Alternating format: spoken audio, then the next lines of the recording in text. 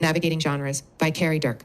This essay is a chapter in Writing Spaces, Readings on Writing, Volume 1, a peer-reviewed open textbook series for the writing classroom, and is published through Parlor Press. The full volume and individual chapter downloads are available for free from the following sites: Writing Spaces, Parlor Press, WAC Clearinghouse. Print versions of the volume are available for purchase directly from Parlor Press and through other booksellers. To learn about Navigating Genres, Kerry, Dirk. There's a joke that's been floating around some time now that you've likely already heard. Asterisk, it goes something like the following. Q, what do you get when you rewind a country song? A, you get your wife back, your job back, your dog back. Maybe this joke makes you laugh, or groan, or tilt your head to the side in confusion, because it just so happens that in order to get this joke, you must know a little something about country music in general, and in particular country music lyrics. You must, in other words, be familiar with the country music genre. Let's look into country music lyrics a bit more. Bear with me on this as if you're not a fan. Assuming I want to write lyrics to a country song, how would I figure out what lyrics are acceptable in terms of country songs? Listening to any country station for a short period of time might leave one with the following conclusions about country songs. Country songs tend to tell stories. They often have characters, who are developed throughout the song. Country songs often have choruses that are broad enough to apply to a variety of verses. Asterisk, this work is country song. But above all, would it still be a country song? You are probably already familiar with many genres, although you may not know. Country songs are often depressing. People lose jobs, lovers, and friends. Country songs express pride for the country style and way of life. Country songs are often political, responding to wars and economic crises, for example. Given these characteristics, I would feel prepared to write some new country lyrics. But what would happen if I wanted to write a country song that didn't do any of the above things? Would it still be a country song? You are probably already familiar with many genres, although you may not know them as such. Perhaps your knowledge of genres is limited to types of books, whether mystery, horror, action, etc. Now I'm going to ask you to stick with me while I show you how knowledge of genres goes far beyond a simple discussion of types. My purposes are to expand your definition of genre and to help you start thinking about how genres might apply to your own writing endeavors. But above all, I hope to give you an awareness of how genres function by taking what is often quite theoretical in the field of rhetoric and composition and making it a bit more tangible. So why was I talking about country songs? I think that using such references can help you to see in a quite concrete way how genres function. When I started writing this essay, I had some ideas of what I wanted to say. But first, I had to determine what this essay might look like. I've written a lot: letters, nonfiction pieces, scholarly articles, rants, but this was my first time writing an essay to you, a composition student. What features, I asked myself, should go into this essay? How personal could I get? What rhetorical moves might I use, effectively or ineffectively? I hope that a similar type of essay already existed so that I would have something to guide my own writing. I knew I was looking for other essays written directly to students, and after finding many examples, I looked for common features. In particular, I noted the warm, personal style that was prevalent through every essay. The tone was primarily conversational. And more importantly, I noticed that the writer did not talk as an authoritative figure but as a coach. Some writers admitted that they did not know everything, and others even went so far as to admit ignorance. I found myself doing what Mary Jo Rafe, a professor who studies rhetoric and composition, did when she was asked to write about her experience of writing an essay about teaching for those new to the field of composition. She writes, I immediately called on my genre knowledge, my past experience with reading and writing similar texts in similar situations, to orient me to the expectations of this genre.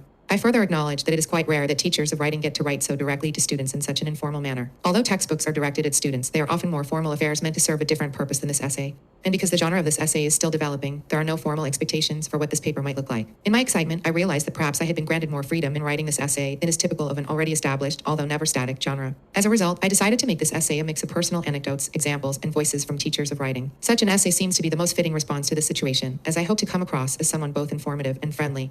Why am I telling you this? Because it seems only appropriate that given the fact that I am talking about genre awareness, I should make you aware of my own struggles with writing in a new genre. I will admit that the word genre used to have a bad reputation and may still make some people cringe. Genre used to refer primarily to form, which meant that writing in a particular genre was seen as simply a matter of filling in the blanks. Anne Friedman, a specialist in genre theory, points out that it is this kind of genre theory with its failures that has caused the discredit of the very notion of genre, bringing about in turn its disuse and the disrepair many of us found it in. But genre theory has come a long way since then. Perhaps the shift started when the rhetorician Lloyd Bitzer wrote the following. Due to either the nature of things or convention, or both, some situations recur. The courtroom is the locus for several kinds of situations generating the speech of accusation, the speech of defense, the charge to the jury. From day to day, year to year, comparable situations occur, prompting comparable responses, hence rhetorical forms are born and a special vocabulary, grammar, and style are established. In other words, Bitzer is saying that when something new happens that requires a response, someone must create that first response. Then when that situation happens again, another person uses the first response as a basis for the second, and eventually everyone who encounters this situation is basing his or her response on the previous ones, resulting in the creation of a new genre. Think about George Washington giving the first State of the Union address. Because this genre was completely new, he had complete freedom to pick its form and content.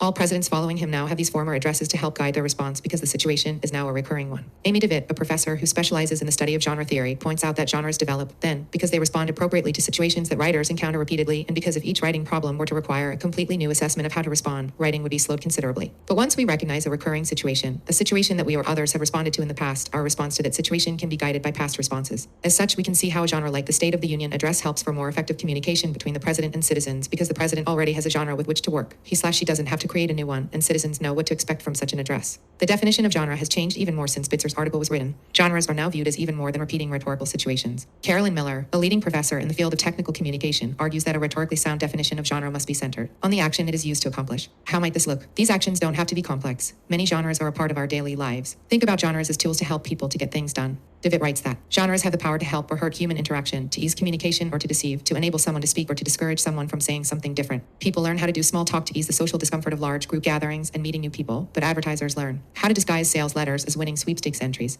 In other words, knowing what a genre is used for can help people to accomplish goals, whether that goal be getting a job by knowing how to write a stellar resume, winning a person's heart by writing a romantic love letter, or getting into college by writing an effective personal statement. By this point, you might realize that you have been participating in many different genres, whether you are telling a joke, writing an email, or uploading a witty status on Facebook. Because you know how these genres function as social actions, you can quite accurately predict how they function rhetorically. Your joke should generate a laugh, your email should elicit a response, and your updated Facebook status should generate comments from your online friends. But you have done more than simply filled in the blanks. Possibly without even thinking about it, you were recognizing the rhetorical situation of your action and choosing to act in a manner that would result in the outcome you desired. I imagine that you would probably not share a risque joke with your mom, send a "Hey buddy" email to your professor, or update your Facebook status as X has a huge wart on his foot. We can see that more than form matters here, as knowing what is appropriate in these situations obviously requires more rhetorical knowledge than does filling out a credit card form. Devitt argues that people do not label a particular story as a joke solely because of formal features, but rather because of the perception of the rhetorical action that is occurring. True, genres often have formulaic features, but these features can change even as the nature of the genre remains. What is important to consider here is that if mastering a form were simply a matter of plugging in content, we would all be capable of successfully writing anything when we are given a formula.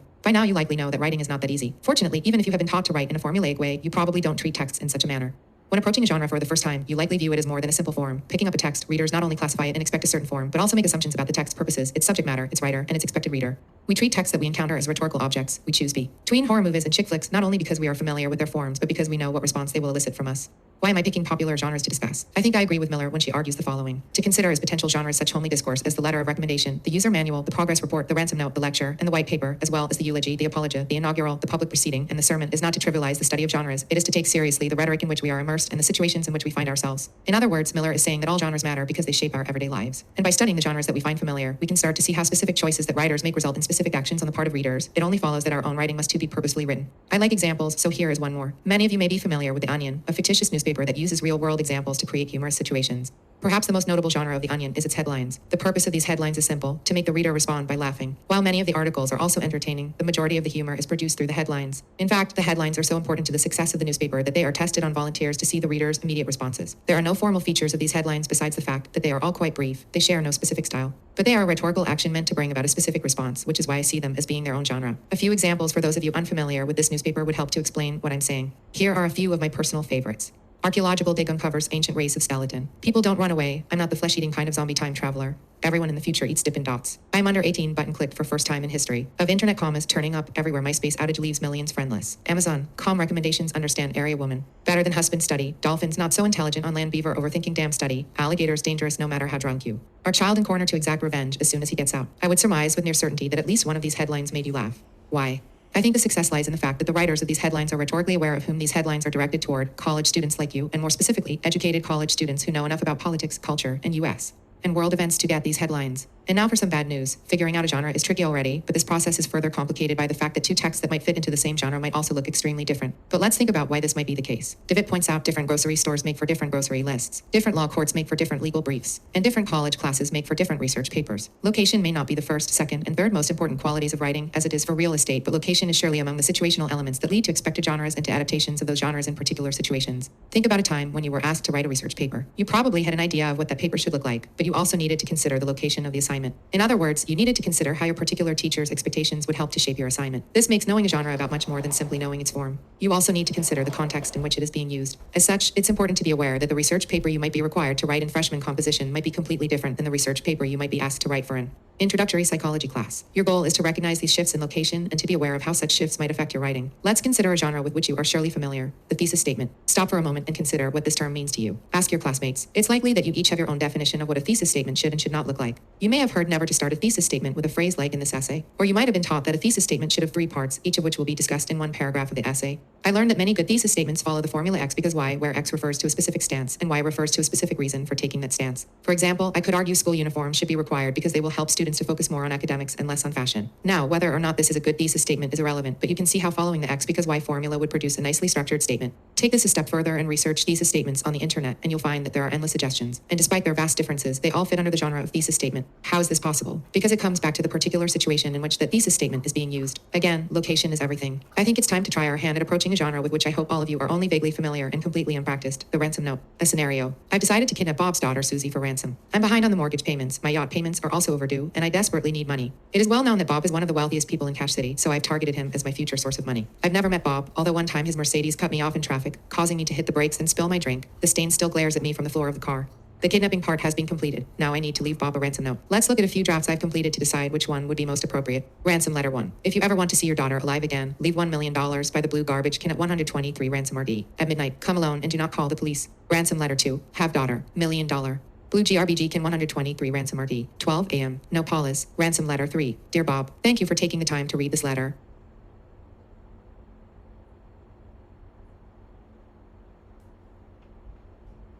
You have a lovely house, and I very much enjoyed my recent visit while you were out of town. Unfortunately, I have kidnapped your daughter. As I am currently unable to meet several financial demands, I am graciously turning to you for help in this matter. I am sure that we will be able to come to some mutually beneficial agreement that results in the return of your daughter and the padding of my wallet. Please meet with me at the Grounds Coffee House on 1st Street so that we may discuss what price is most fitting. Your daughter, meanwhile, remains in safe and competent hands. She is presently playing pool with my son Matt, and she says to tell you hi. Yours truly, Jim. P.S. Please order me a skim vanilla latte, should you arrive before I do. Immediately, you can probably determine that ransom letter 1 is the best choice. But have you considered why? What does the first letter have that the other two are lacking? Let's first eliminate the most obvious dud, letter number 3. Not only does it mimic the friendly, familiar manner of two friends rather than the threatening note of a deranged kidnapper, but it also suggests both that there is no rush in the matter and that the price is negotiable. Letters 1 and 2 are closer. They both contain the same information, but letter 2 fails to be as rhetorically strong as number 1. The spelling errors and choppy feel might suggest that the writer of the note is not intelligent enough to get away with the kidnapping. The first letter is the most rhetorically strong because it is well written and direct. All of these letters would qualify as fitting the genre of ransom letter, but the first one most obviously fits the rhetorical situation. It may be worthwhile to note some particular challenges you might have to approaching your writing genres as rhetorical situations. Perhaps you have come from a writing background where you learned that certain rules apply to all writing. Just nod if these sound familiar. You must have a thesis statement at the end of the introduction.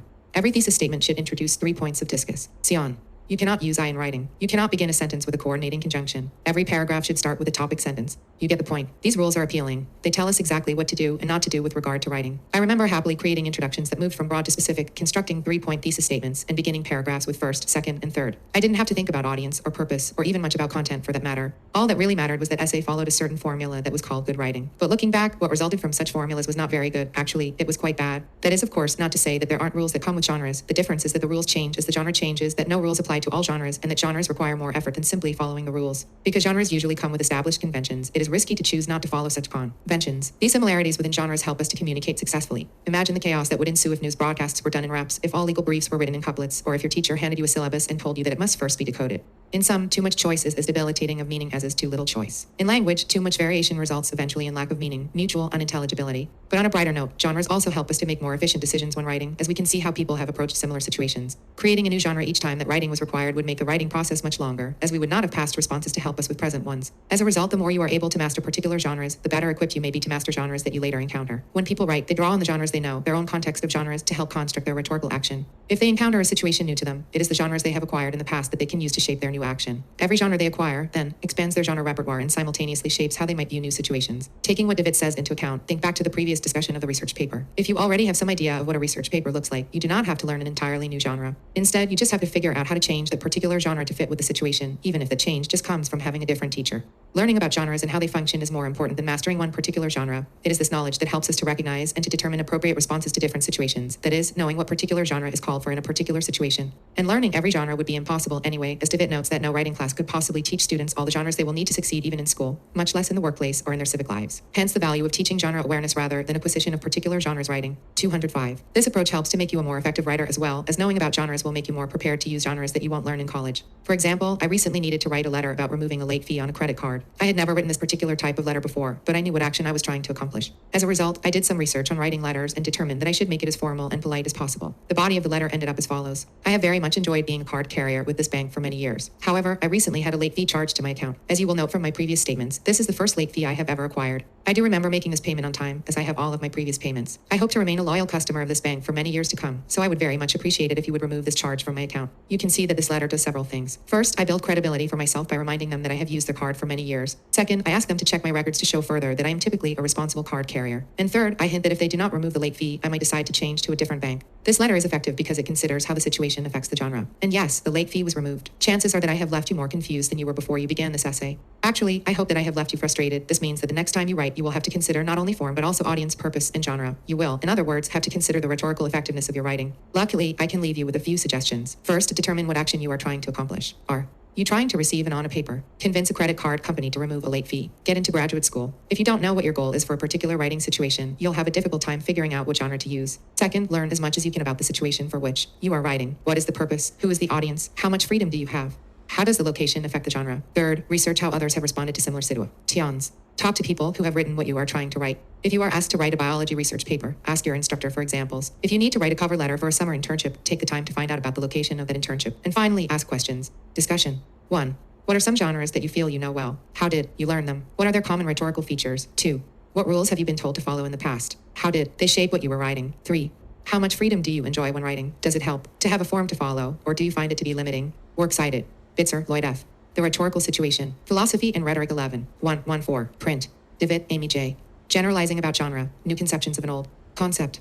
College Composition and Communication 444. 573. 86. Print. Genre as Language Standard. Genre and Writing. Issues, Arguments. Alternatives. Ed. Wendy Bishop and Hans Ostrom. Portsmouth and H. Boynton/Cook. 1987. 45. 55. Print. Transferability in Genres. The Locations of Composition. Ed. Chris. Topher J. Keller and Christian R. Weiser. Albany, NY. Sunny P. 2007. 215. 27. Print. Writing Genres. Carbondale, Southern Illinois Up. 2004. Print. Friedman, Ann. Anyone for Tennis. Genre and the New Rhetoric.